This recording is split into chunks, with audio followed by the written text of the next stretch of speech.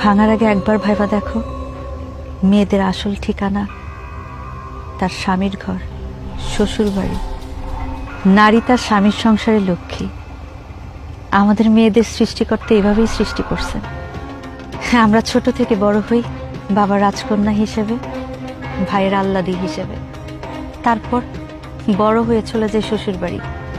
শ্বশুর বাড়ি গিয়ে টুকটাক কাজ করি। টুকটাক কাজ করতে না পারলে শাশুড়ির কাছ থেকে শিখি। এরকম করতে করতে একদিন সবার মন জয় করে আনি, আর মন জয় করে আমরা শ্বশুর বাড়িতে রানী হয়ে উঠি। একটা সময় শ্বশুর বাড়িতে আমরাই রাজত্ব করি। এই আমারে দেখো, আমিও তো আমার বাবার রাজকন্যা হিসেবে বড় হয়েছি। বিয়ের আগের দিন পর্যন্ত আমার মা আমারে মুখে তুলে খাওয়াই দিছে। আমিও তো কোনো কাজ করতে পারতাম না। তোমাদের বাড়িতে আসার পর আমার নিজ হাতে আমারও সব শিখাইছে। আম্মার কাছ থেকে কত মজার মজার রান্না করা শিখছি, টুকটাক কাজ শিখছি। কাজ শিখতে শিখতে দেখো, একদিন আমি আম্মারে কইলাম, আম্মা এখন আপনার ছুটি, আমি আছি। তুমি তো নারী, এটাই তোমার ধর্ম। এক স্বামীর সংসার করতে পারাটা গর্বের বোন।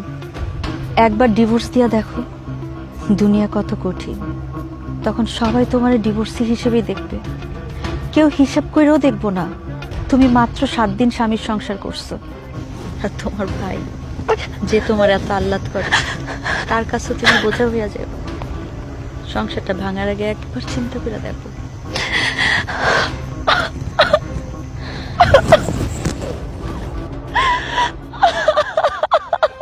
সব ঠিক হয়ে যাবে।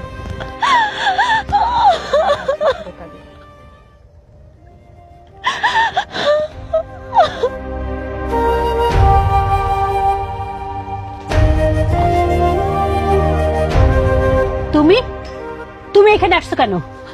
মা, মা, আপনি আমার মাফ করে দেন মা। আমি আপনাদের সাথে অনেক বড় অন্যায় করে ফেলাইছি। বাচ্চারা আমার খবরদার, বাচ্চারা যাও এখান থেকে। একদম আমাকে মা বলে ডাকবে না। মাউইমা ছোট মানুষ ভুল করে ফেলছে, ওরে মাফ করে দেন।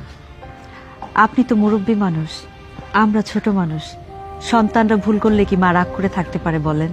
আল্লাহ, বাড়ি ঘরে এত এত মেহমান। বড় ভাই ভাবি আপনারা কেমন আছেন? আমরা ভালো আছি ভাই। তোমার বোরে তোমার কাছে ফিরে দিতে আসছি ভাই। মাসুদ ভাই, আমার ব্যবহারে তুমি অনেক কষ্ট পাইছো, সেটা আমি জানি। কি করবো কল, ছোট্ট বোন, সবসময় আদরে আহ্লাদে বড় করছি। ওর চোখে পানি দেখলে আমি সহ্য করতে পারি না, হিতাহিত জ্ঞান হারিয়ে ফেলি।